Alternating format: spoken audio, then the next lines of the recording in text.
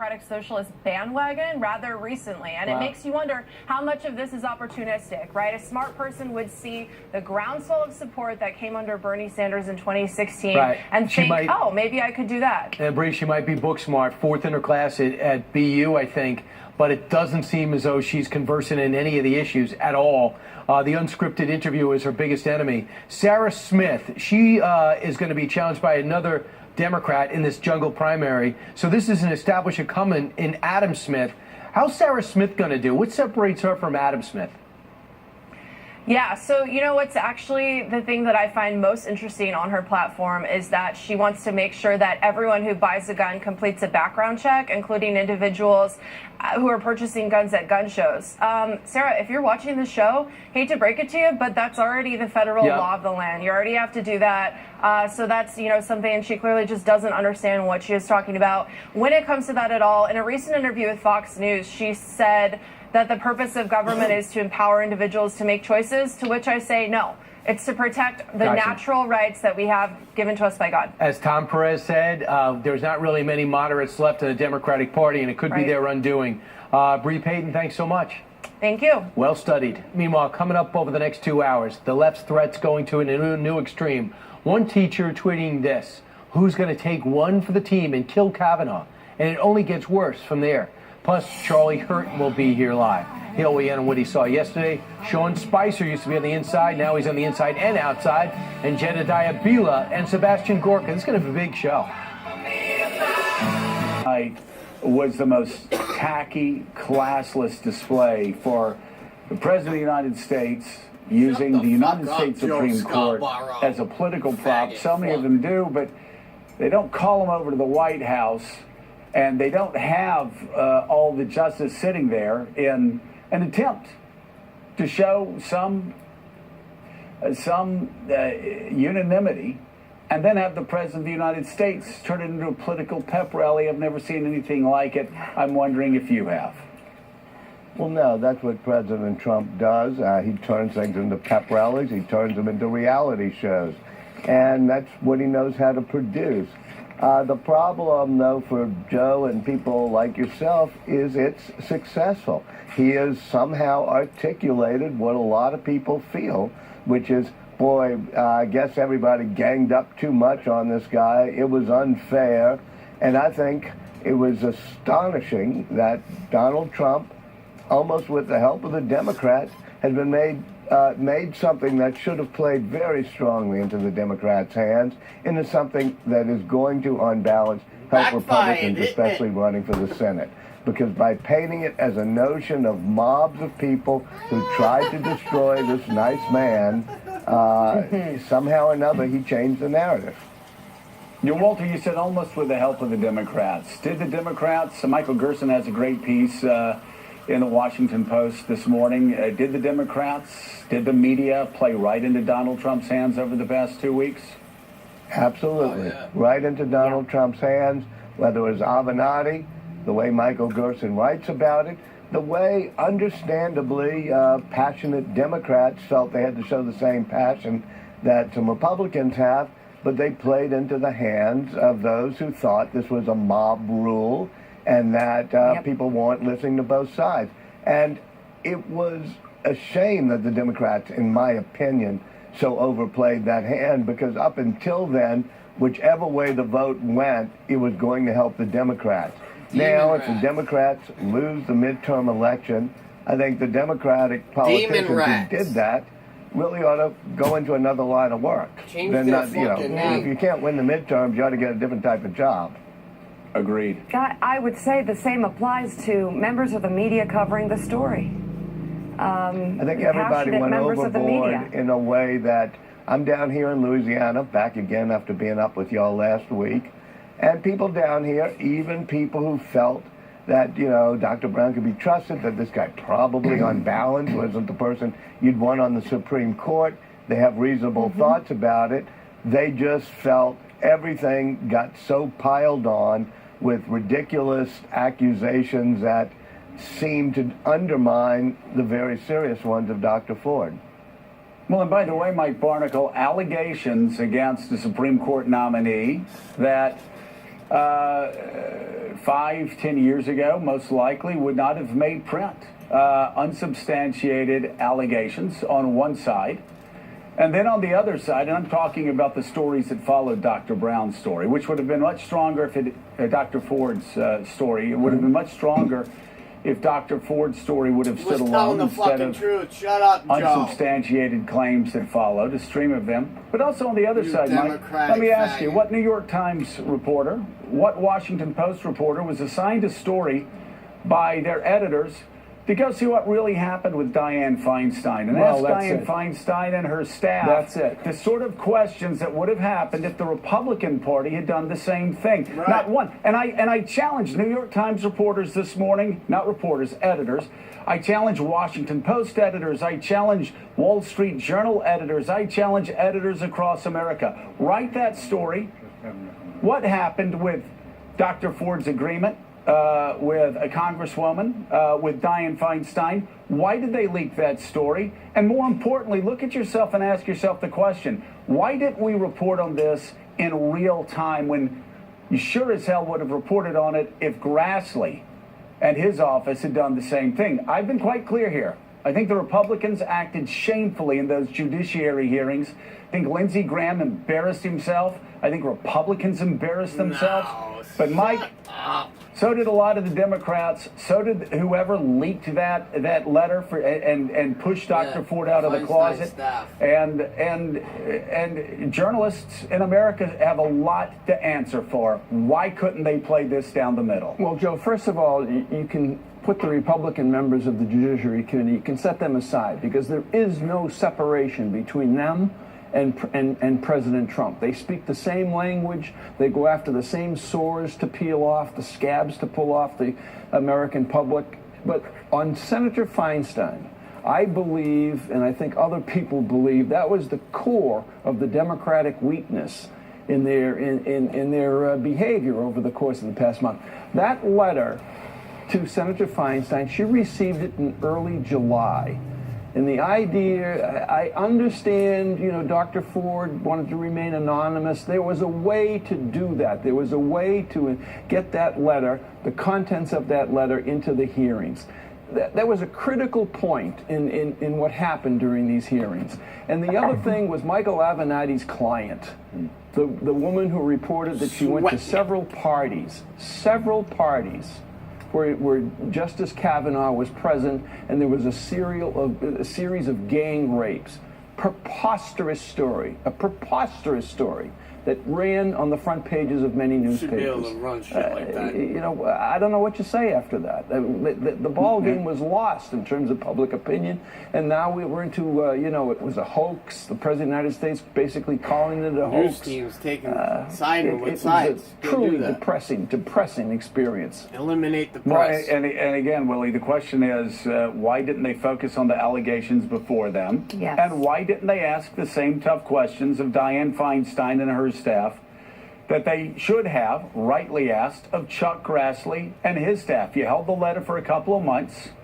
You waited until Kavanaugh's hearing was over, and then you released it at the very end. Again, the only question I'm asking today is, why didn't one editor for the New York Times or one editor for the Washington Post or one editor for the Wall Street Journal say, you know what, that's a story we really need to dig into deep because they're not telling us the truth? They don't want to find I can't answer that question for them, Joe, but I think your larger point is absolutely right, which is that, Oprah Winfrey made a speech before the USC graduating class in May where she said, don't fight hysteria with more hysteria, talking to those graduates. And we saw a lot of hysteria coming out of both sides. I think, though, that people who were against Brett Kavanaugh still have a good case that the FBI investigation was not a real investigation. If they just focused on Dr. Ford's allegation, they said, we want to look into this.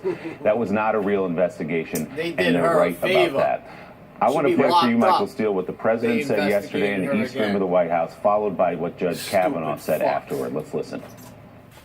On behalf of our nation, I want to apologize to Brett and the entire Kavanaugh family for the terrible pain and suffering you have been forced to endure.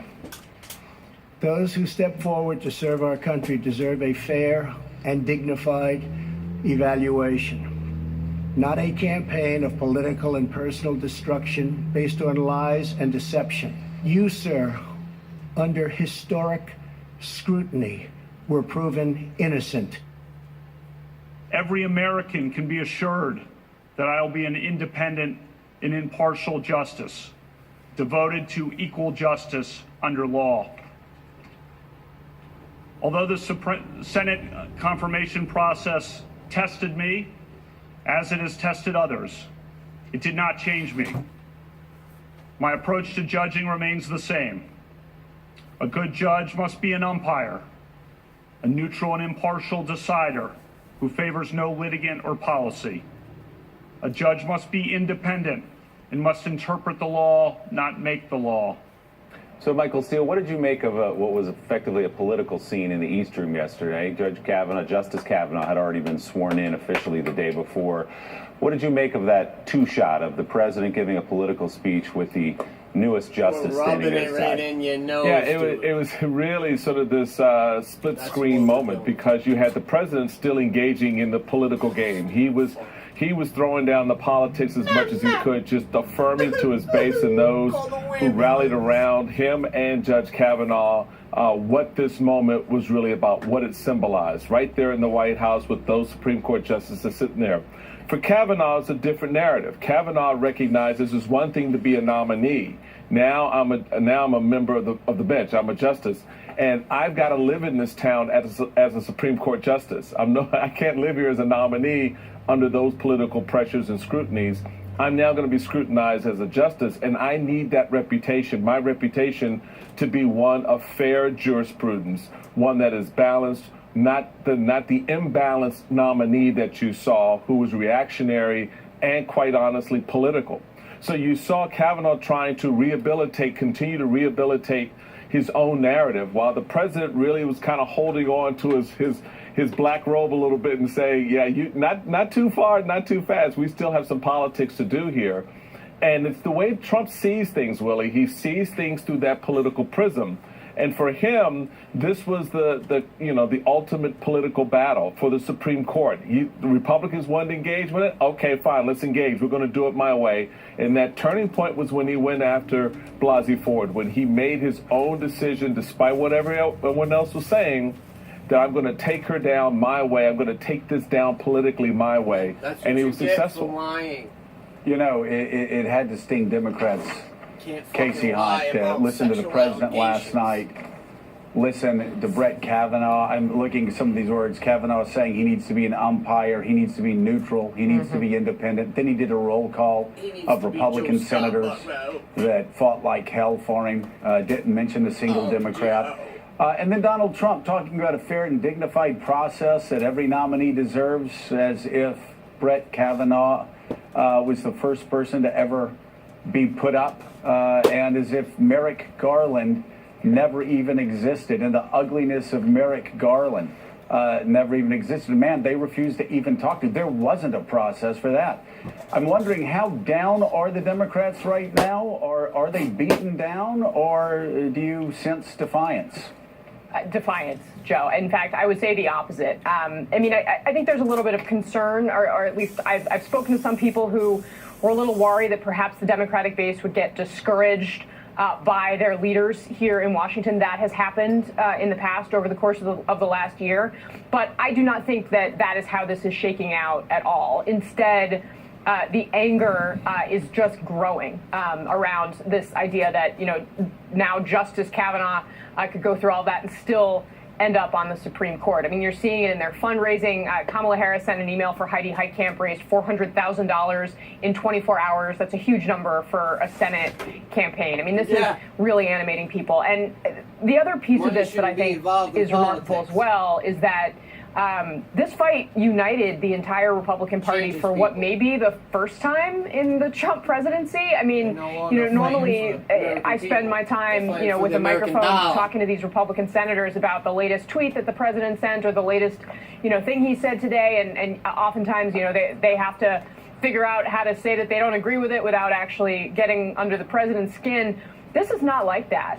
This across the board, from the president to, Mitch McConnell, this is McConnell's life's work. And while a lot of people always, thought Kavanaugh's confirmation could be in doubt, my sense of it was that Mitch McConnell was never going to let this go.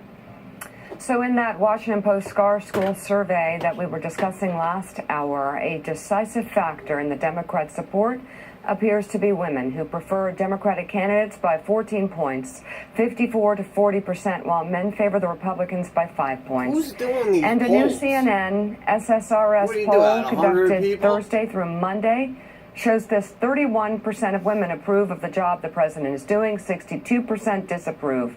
On the flip side, 51% of men approve, while 43% disapprove. That's a gender gap of 39 points.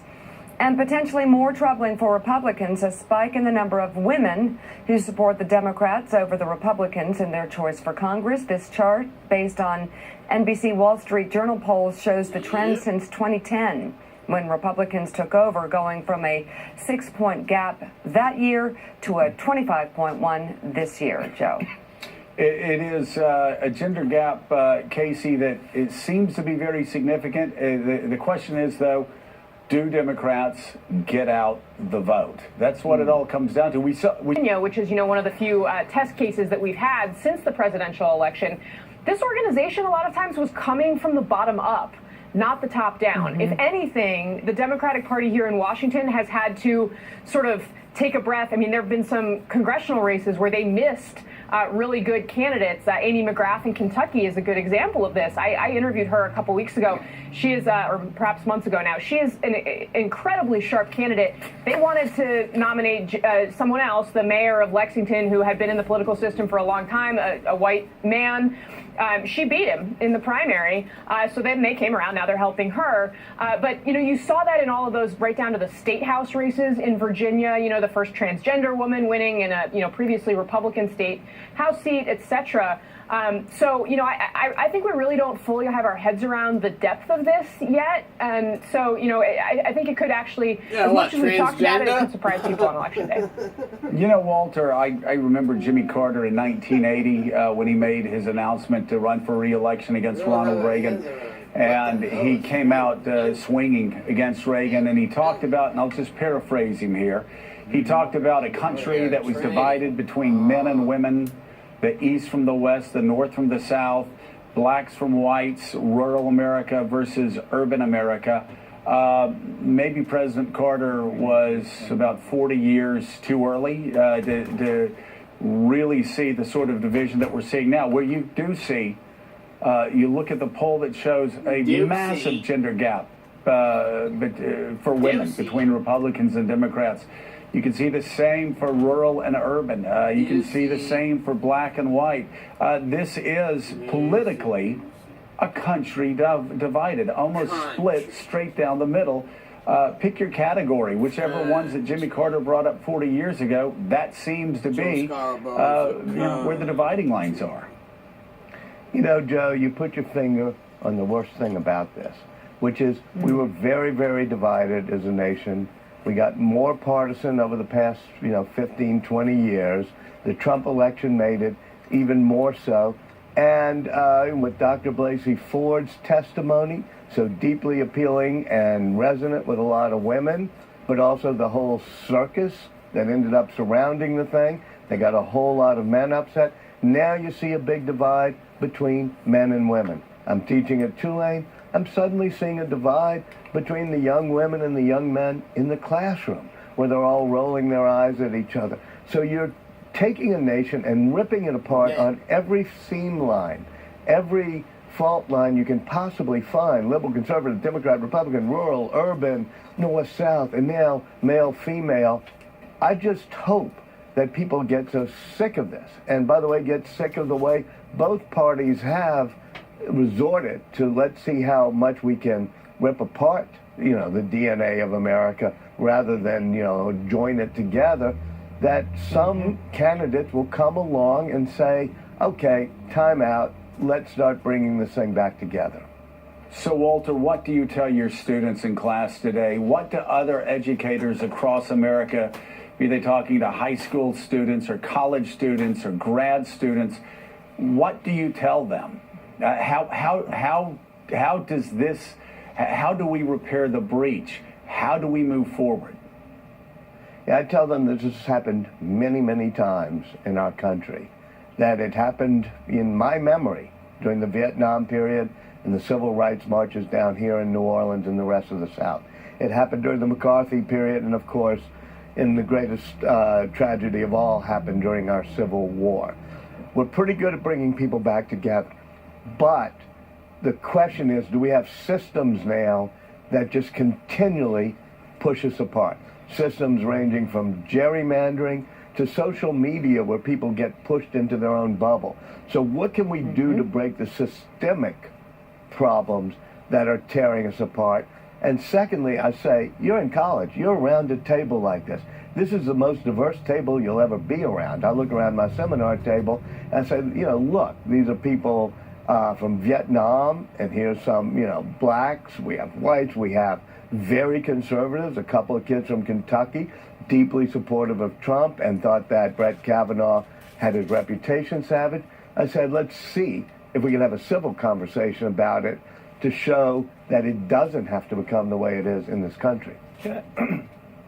Walter Isaacson, thank you very much. Great questions as well. Still ahead on Morning Joe, we've been talking about how women vote. But what about how they run? The president of Emily's List weighs in on the record number of female candidates putting their names on the ballot. You're watching Morning Joe. A brilliant jurist, a man that did nothing wrong, a man that was caught up in a hoax that was set up by the Democrats, using the Democrats' lawyers, and now they want to impeach him. I've heard this from many people. I think it's an insult to the American public. And I think you're going to see a lot of things happen on November 6th that would not have happened before. I think a lot of Democrats are going to vote Republican because I have many friends that are Democrats. The main base of the Democrats have shifted so far left that we'll end up being Venezuela. This country would end up being Venezuela. I think a lot of Democrats are going to be voting Republican on November 6th. That's the president speaking yesterday outside the White House, and joining us now, a former Republican media consultant to 4 presidential campaigns and the founder of the communications firm Merrimack, Potomac & Charles, Patrick Griffin, and the president of Emily's List, Stephanie Shriot. Good morning to you both. Good morning. We have two sides of a coin here. Of the conversation we've been talking about, which is who is more energized by the confirmation of Brett Kavanaugh. I'll start with you. Do you believe that the progressive base, do you believe that women will take the energy of having lost this fight and bring it to the polls with them in a month? Well, you've seen the results of Democrat success for the last year and a half. These, particularly women, have been on fire, raring to go, from Virginia a year ago to Alabama to over 40 legislative special elections that Democrats have picked up. We have a historic number of women on the ballot. They're organizing. This just puts some gasoline on a fire that's burning pretty hot anyway, and we're seeing nothing changing that. In fact, I was just in Washington State a couple weeks ago, the weekend after the hearing. They had a record number of canvassers. I mean, this was still September, canvassing that weekend, women wrapping around the block wanting to canvass. So it's happening. Patrick, you've said there are not a lot of winners in this Kavanaugh episode, but Republican intensity, if you listen to President Trump yesterday, he has seized on this. He believes this is a moment where he stood by the side of a man, in his view, who was unfairly accused and walked through the fire. What happens to Republican intensity now? Well, if you look at the RCP average, Willie, a couple of weeks ago, before all of this kerfuffle started with Judge Kavanaugh, Democratic intensity was, 10 points and more, significantly in some polls. We're now seeing about 6%, depending on the poll you look at. I think that what's happened is both bases, unfortunately, are back alive. The base politics of this continues to be problematic. What does that mean? The ugly side of both ends of this thing tends to drive thoughtful voters from the middle out of the process. This is ugly and nasty. And, when you see the way people are reacting to this, I think what we've got to realize is that between New York and California, there's a big country out there. And while each of these Senate races are very interesting to us, and we look at the up and down, what we've got to think about is what does the average person, unlike us around this table, who live and breathe this stuff every single day, what do independent voters think? what the younger voters think. We were talking about this sort of off camera.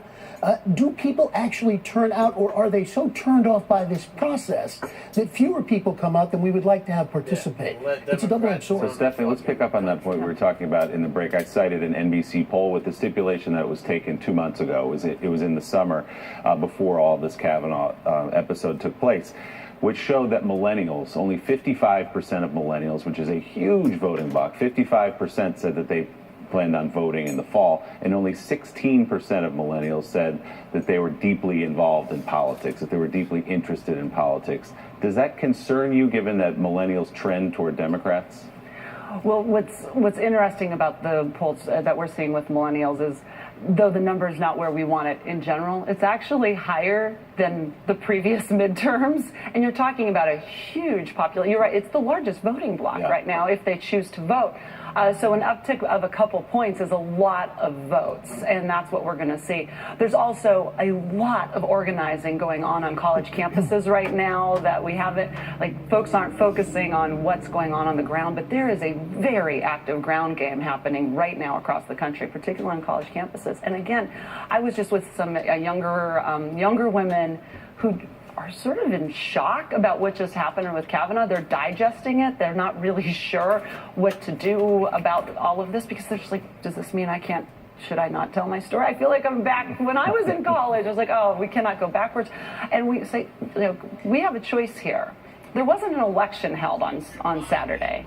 It was an appointment. It was a nomination. The election happens in November, and we have a voice now, and it's all about voting. And I think we're going to see, honestly, one of the largest turnouts in midterm elections possibly in our lifetime. Yeah, we've always expected that the Republicans, they're pretty good voters in midterms. It's our side that doesn't always vote. And what we've seen in the last 18 months is really high turnout among Democrats, and then independent women are coming our way. Guys, Michael Steele has a question for you. Michael?